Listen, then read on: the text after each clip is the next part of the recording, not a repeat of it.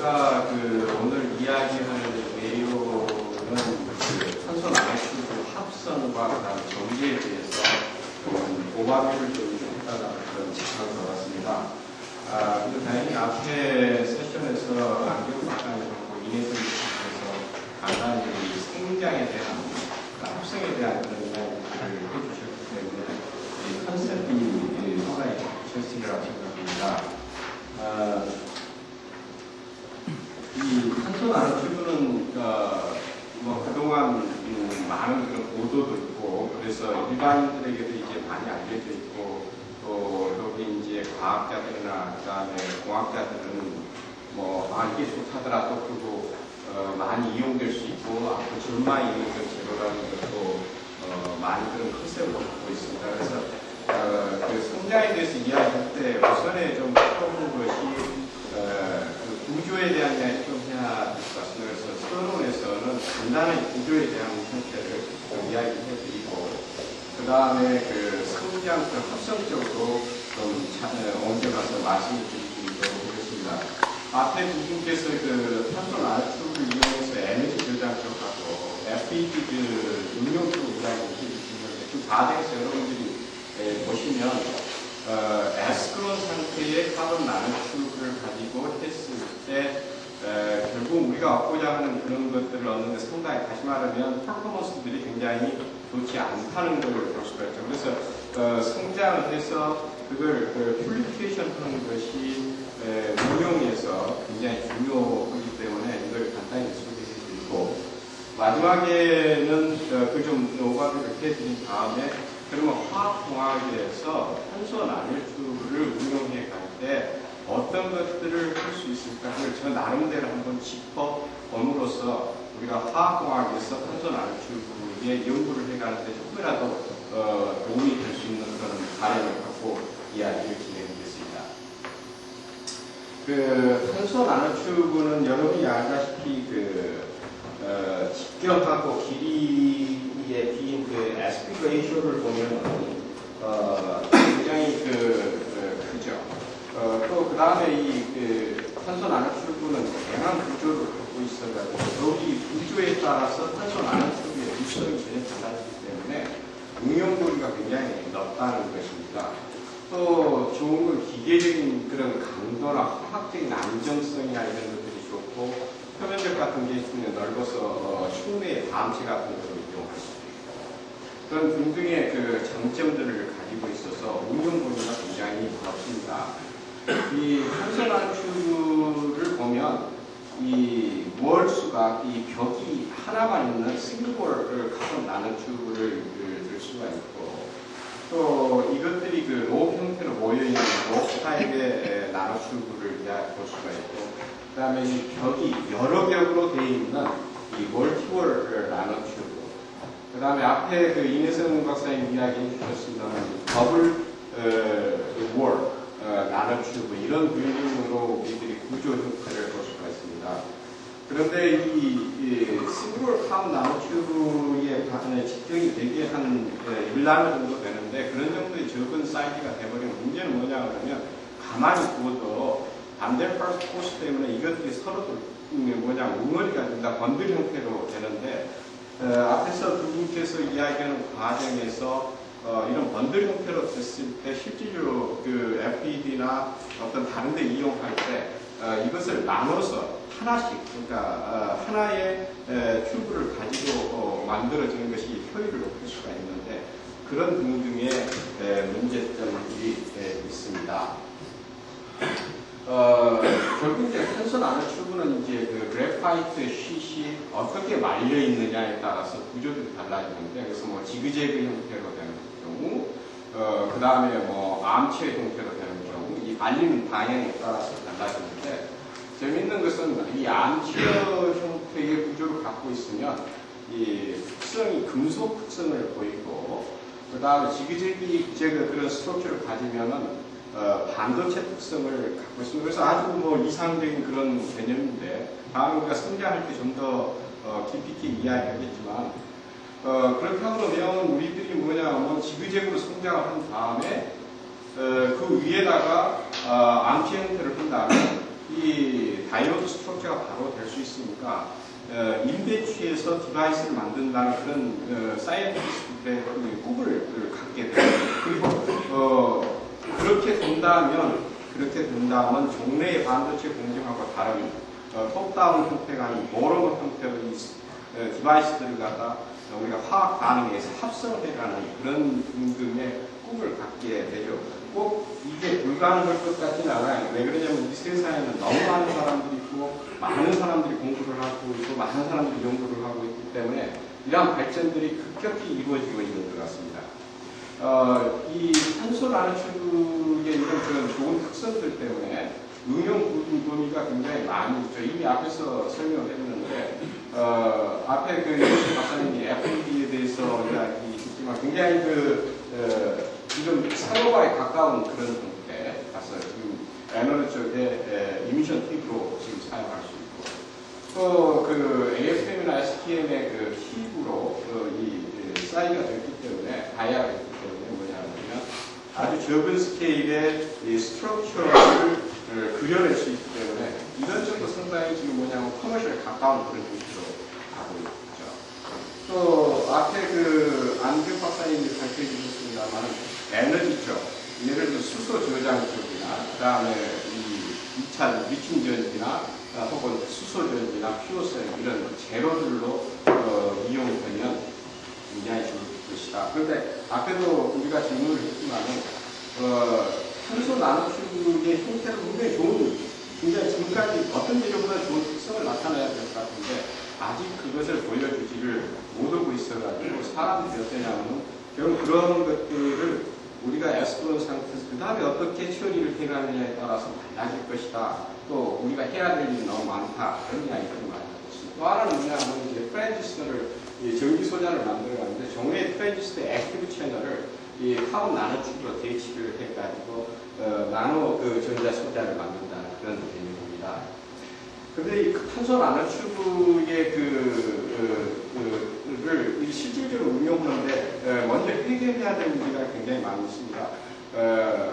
앞에 이민성 박사님이 전체적인 오버뷰를 좀 해주셨습니다만은 초창기 탄소 나노축구가 만들어서 굉장히 비쌌죠. 그람당 한 2,000불 뭐 이런 것들이 지금은 상당히 코스트가 다운됐는데 그래도 아직까지도 이걸 우리가 상업화를 해가려고 보면 코스트 다운을 좀 해야 되기 때문에 매스 프로덕션 그런 합성 방법이 좀 개발돼야 되니까 계속 지금 여러 가지 방법들이 보완이 되고 있습니다. 후에 소개를 해드립니다.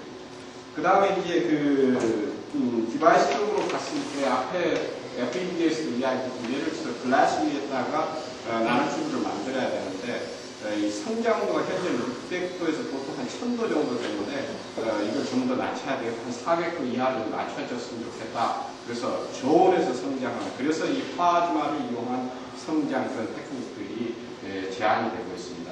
또 하나는 앞에서 말씀드렸던 것처럼 나노축의 다이아미터가 너무 적기 때문에 이것들이 서로 어그리게이션 되는데 실질적으로 전자소자나 다른 데 쓰일 때 결국은 이게 하나씩 있으면 효율이 높아질 텐데 그래서 세퍼레이션 문제 하나하나 되게 나노축을 세퍼레이션 한다거나 그 다음에 우리가 전자소자든 앞에서도 FED에서도 마찬가지지만 이 얼라인을 하는 방법 그런 것들이 좀 매스 프로덕션의 디바이스를 할 수 있도록 매스 프로덕션을 디바이스를 할 수 있도록 매스 프로덕션을 할 수 있게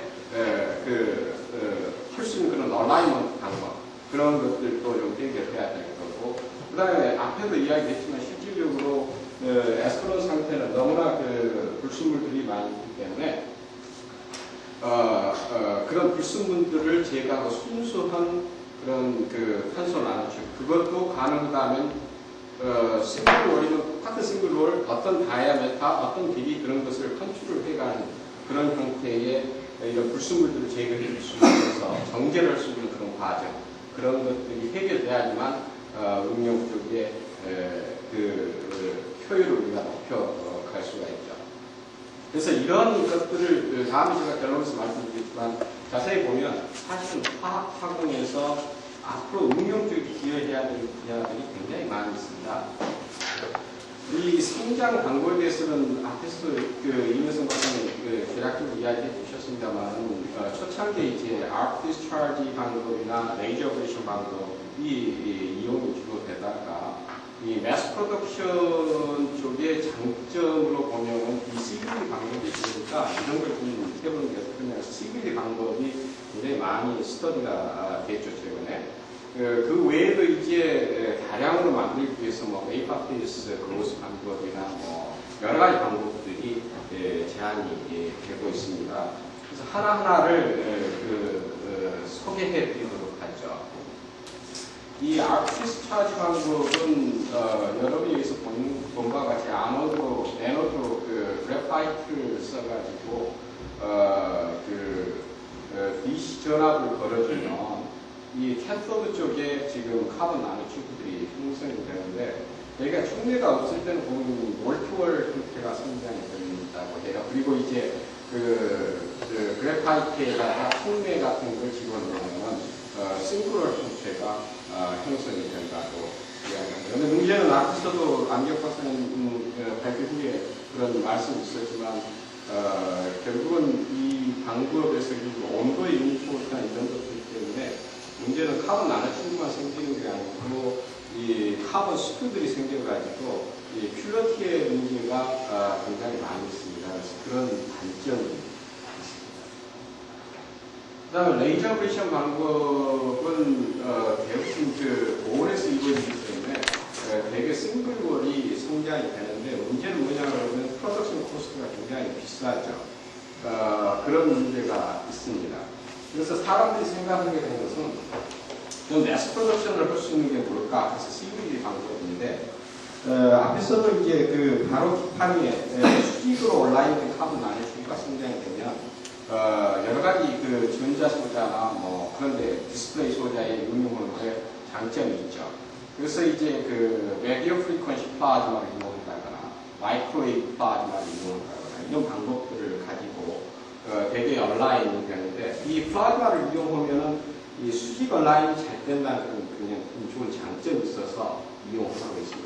예를 들어서 기판 위에 총매들을 이렇게 패턴을 해가지고 성장하면 이게 지금 크로스 섹션인데 수직으로 이런 그 총매에 있는 부분만 나노튜브가 성장되기 때문에 우리가 응용의 목적에 맞춰서 나노튜브를 얼레이를 할 수가 있는 것이죠. 그래도 가장 대량으로 생산할 수 있는 방법이 서머 CVD 방법이고 또 앞에 플라즈마 방법 같은 경우, 플라즈마 CVD 같은 경우는 되게 싱글볼 성장이 아직까지 그렇게 용이하지를 않습니다. 근데 물론 이제 서머 CVD 방법도 한 3, 4년 전까지만 해도 사람들이 믿고 있었던 것은 서머 CVD 방법으로 싱글볼은 성장이 안 된다, 멀티볼만 성장이 된다, 그런 이야기를 했는데, 최근 2, 3년 내에 사람들이 실험적으로 싱글볼이 성장된 것을 여러 사람들이 관찰했어요. 그래서 지금은 CVD 방법으로 싱글볼을 성장하는 것에 대해서 의심을 하는 사람은 없는 것 같습니다. 저희들이 1999년에 싱글볼 성장하는 것을 한번 리포팅을 했었는데, 그 당시만 하더라도 다들 믿고 있는 것은 몰트볼만 성장이 된다. 그런 개념을 갖고 있어서 상당히 아이가 됐었는데, 이처럼 공부하는 사람들이 많기 때문에 이러한 기술들이 굉장히 급격히 바뀝니다. 그래서 지금 누구도 CVD 방법으로 싱글볼을 성장하는 것에 대해서는 의심을 하지가 않습니다.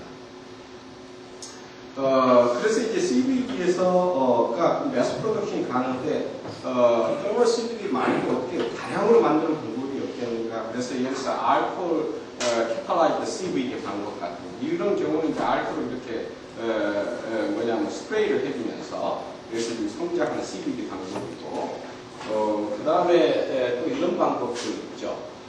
충매 자체, 지금까지 충매를 갖다가 담치에 입히거나 하는 담치 기판 표면에 충매를 만든 다음에 기상상태 반응으로 공급해서 헤테로지니어스 리액션 형태로 되는, 물론 이것도 헤테로지니어스지만 충매 자체를 기상으로 이 반응 기차와 같이 공급을 해주는 겁니다. 그래서 이 가스으로 공급해서 카본 나노튜브를 성장하는, 그래서 다량 성장하는 방법으로 가장 좋다고 그렇게들 이야기를 하고 있습니다.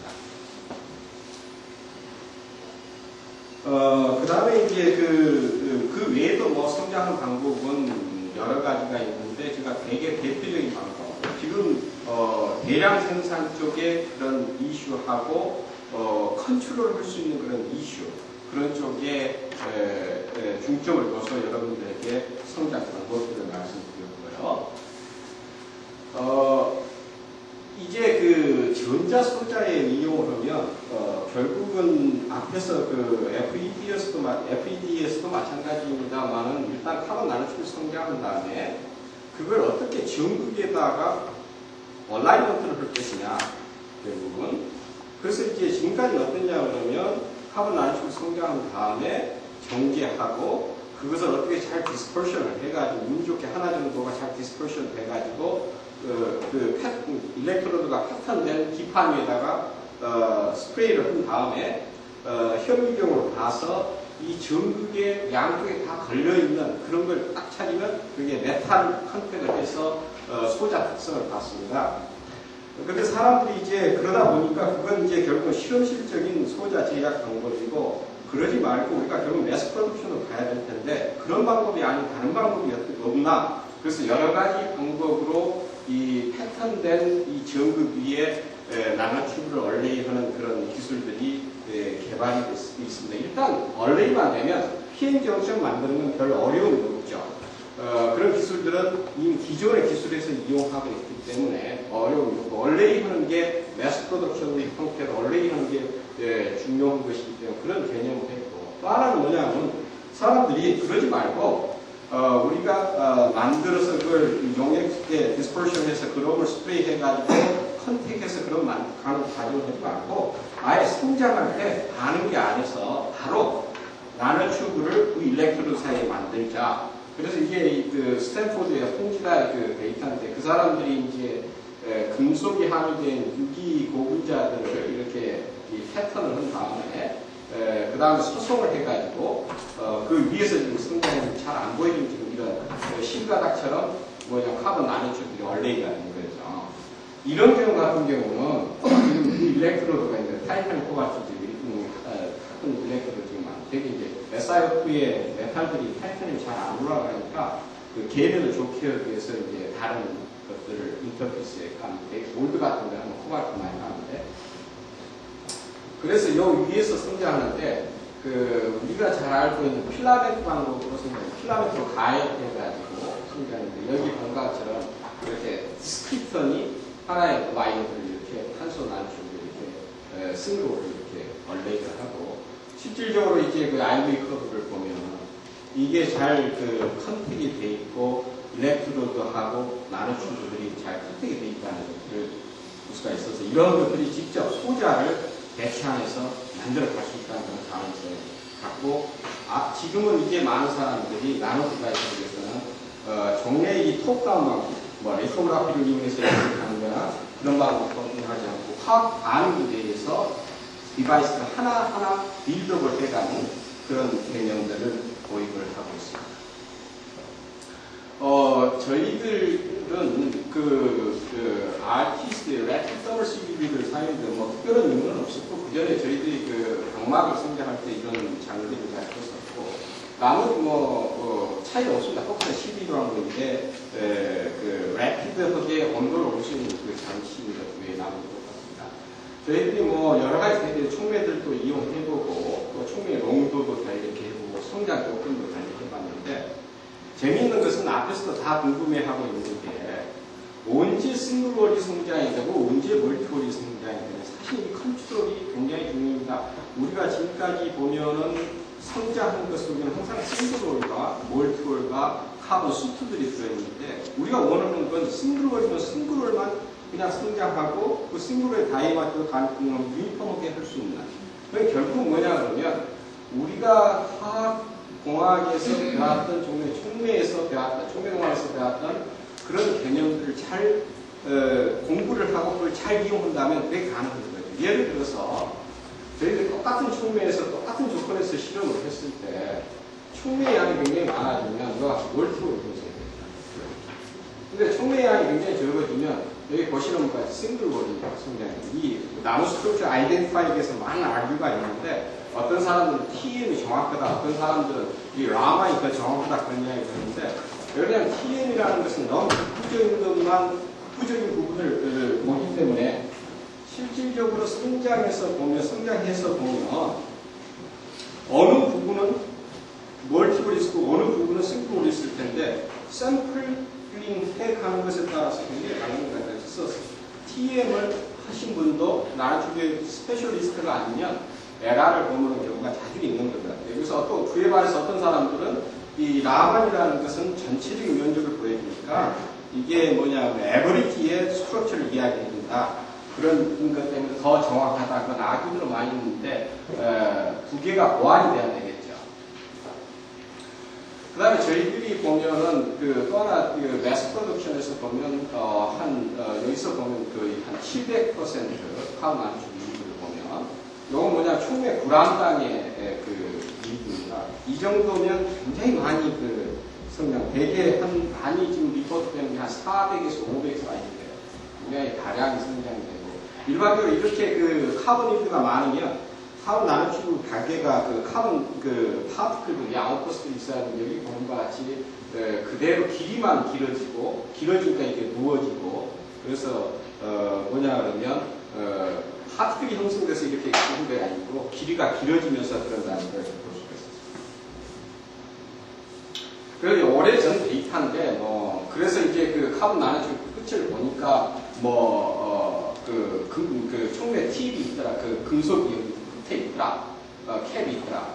또 그 다음에 캐스 분석을 해보니까 성장 조건에서 봤던 이런 조선인데 이걸 수소가 아닌 이너트 가스를 했더니 질소 외에는 나머지의 데이터가 똑같다. 그래서 다시 상온에서 그냥 해봤더니 지금 성장 온도에서 어세틀린 가스 자체가 가스 페이스 디컴포지션이 돼서 반응에 참여하는 것이 아니고 실제로 카본 나노튜브 성장할 때는 가스 상태, 그러니까 어세틀린 가스 상태가 촉매에 다이렉트 애소흡션 되면서 총매상에서 디컴포지션 되면서 프리카본이 생기면 카본하고 니켈이 이 뉴텐틱 알로이를 만들면서 리퀴드 형태를 만들어주면 여기에 이제 이것들의 카본의 농도가 커지면서 이렇게 밑에 데포지션 되면서 카본 나노튜브가 이렇게 형성이 되더라. 옛날 이야기인데 그리고 이런 것들은 일반적으로 많이 이야기되고 있는 것이고 그래서 저희들이 옛날에 데이터를 가지고 옛날에 발표했던 문제인데 문제는 좋다. 그러면 멀티플 카본 나노튜브는 어떻게 성장이 되고 싱글러 카본 나노튜브는 어떻게 성장이 되냐. 아직까지도 이것에 대한 클리어한 메커니즘이 없는 것 같습니다. 다시 알겠습니다. 우리가 지금 애플리케이션 포인트에서 퓨러티를 높이려고 하면 우리가 어떻게 어떤 때 어떻게 해서 싱글월이 자라나고 멀티월은 어떻게 해서 자라는 그 메커니즘을 우리가 설명할 수 있다면 결국은 뭐냐 그러면 애플리케이션 포인트에서 굉장히 일들을 높여주는 그러니까 순도를 높여줄 수 있는데 굉장히 큰 기여를 할 수 있을 것이다. 그래서 저희들은 이제 주로 하이드로젠 스토리지에 대해서 관심이 있는데 오래전에 발표한 것인데 유니버시티 페시마니에서 이제 저희들 데이터를 그대로 가져왔는데 앞에 안경 박사님도 많이 이야기하셨지만 저희들 같은 경우는 한 수소 저장량 2.5% 저장되고 일렉트릭 캠프가니 이게 재밌는 데이터는 에스크론 카본 나노튜브를 가지고 이제 가압을 하면서 저장하는 굉장히 낮은데 하이드로젠 스토리지 웨이트가 낮은데 퓨리피케이션을 해보면 굉장히 재미난다. 여전히 한 2.7 웨이트 퍼센트 정도 되니까 앞에 안경 박사님 한 2.8 웨이트 퍼센트 이야기했는데 이 데이터 값은 그렇게 중요한 것은 아니고 분명히 많은 사람들이 생각하는 것은 카본 나노튜브가 다양하게 수술을 저장해야 되는데 실험을 해서 보고 있는 데는 여러 가지 값이 있죠. 어떤 사람은 많이, 어떤 사람은 적게 그런 아규가 있는데 아직까지 여전히 그런 아규가 있는 것 같습니다. 그 다음에 에피디스는 삼성에서 윤희성 박사님께서 보내주셨고요.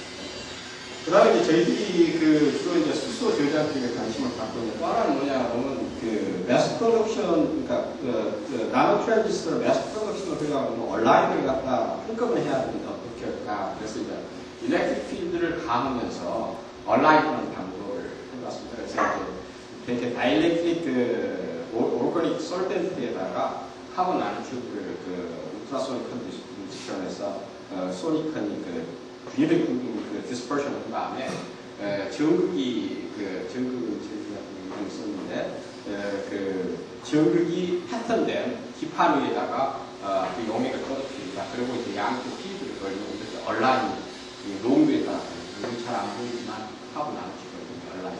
그래서 이제 아이브 커브를 보니까 이렇게 하면은 컨택이 잘 돼서 얼레이가 되는구나.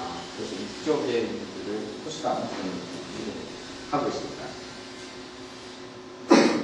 자, 저희가 이제 그 성장에 대해서 말씀드렸는데 결론은 이렇죠.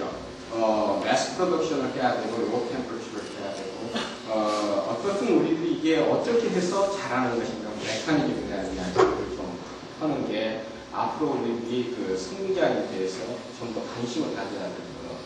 이건 현재 우리나라의 카본 나노튜브 여러 분야에 있는데 상당히 그 성장 쪽은 외국에 결코 뒤지지 않는 그런 많은 일들이 되었고 있습니다. 자, 그 퓨리피케이션에 대해서 간단히 말씀드릴 시간이 없으니까 결국 우리가 카본 나노튜브 성장하면 그 속에 촉매도 있고 그 다음에 아모포스한 그런 카본 덩어리들도 있고 여러 가지 입자들이 있는데 문제는 이 카본 나노튜브에서 이것들을 제거를 시켜야 돼요. 그래야지 결국은 우리가 애플리케이션에서 효율을 얻을 수가 있습니다. 그래서 이 퓨리피케이션은 방금 산화를 시킨다거나 산체를 시킨다거나 그 다음에 열처리를 해준다거나 등등 여러 가지가 방법이 있겠습니다. 예를 들어서 보면 되게 이제 산화를 시켜가지고 카본 덩어리들 그런 것들을 이렇게 제거를 해주고 그리고 다른 것도 영향을 미칩니다만 산체 같은 것을 해서 촉매 덩어리 있잖아. 촉매 남아있는 덩어리 같은 거 애니를 같은 걸 해서 애니링을 해서 열처리를 해서 결정성을 높여주고 그런 것이 있는데 같은 효과들을 나타내는 대체적으로 이건 탄소 덩어리들, 이건 금속 촉매들, 이건 결정을 항상 하는 그런 역할을 해줍니다. 여기서 에스프론 상태로 촉매들이 이렇게 있죠. 그런 다음에 산에서 처리하면 이 촉매 덩어리들이 없어진 다음에 뭐냐면 옥시데이션을 해주고 주변에 있는 것들이 없어지고 이걸 다시 애니링을 해주면 결정성 효과가 있습니다. 그래서 퓨리피케이션 방법 여러분 이건 결국 우리가 옥시데이션 리액션이라고 생각하시면 되고 이 산처리 같은 경우는 우리가 메탄을 제거하는 거니까 케미컬 여러분들이 어디티브를 어떻게 넣느냐에 따라서 이런 카본 나노튜브에 디펙트를 줄여준다는 이런 여러 가지 케미컬적인 공부들을 해야 될 것이고 애밀링 이거 역시 결정성이 있는 것이니까 허공에서 굉장히 많이 기여를 해줍니다.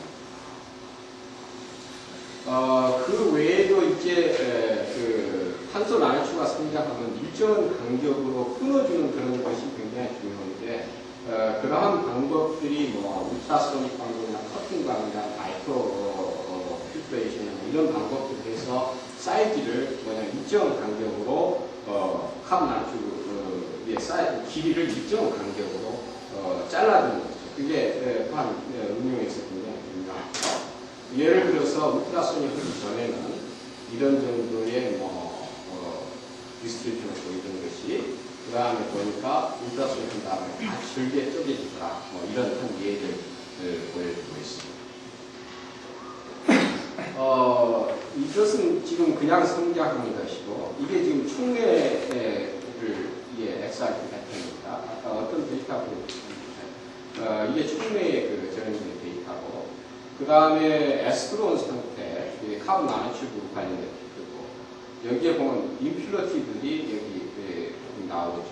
그 다음에 산체를 해보면 이런 임퓨러티들이 거의 없어지는 그 다음에 이제 이런 것들은 이 촉매하고 다음체는 산에서 잘 먹는 거니까 완전히 제대로 카본 나노튜브만 나오는 그런 것이 보이죠. 그래서 이제 결론을 내겠습니다. 시간이 됐습니다. 성장에서 여러분들이 보시는 것과 같이 실제로 화공에서 해줘야 될 건 아니습니다. 총매를 개발해주고 컨트롤해주고 디자인해준다는 거. 그 다음에 성장 조건 옵티마이제이션 부분부터 그 다음에 그로스 메커니즘을 이해해서 그걸 우리가 성장에 이용하는 게 중요한 것이죠. 그 퓰러티를 조절해가는 데 있어서.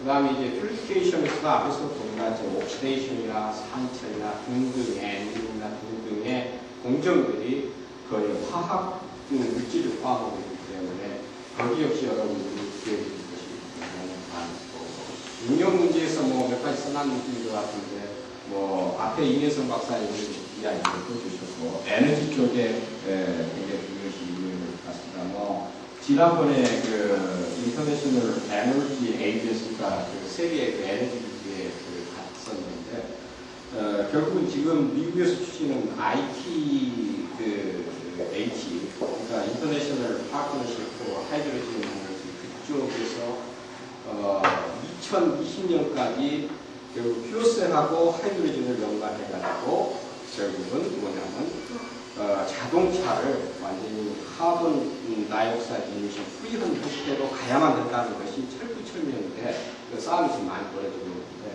저희들도 이제 우리나라 정부를 가고 있는데 거기서 이제 그 개발하고 있는 국제공동 개발하고 있는 그 타스크 6에 보면 거기 이제 하이드로젠 스토리지가 있는데 거기에 많은 부분이 아직까지 아주가 많은 탄소 재료를 위한 수소 저장을 많이 해요.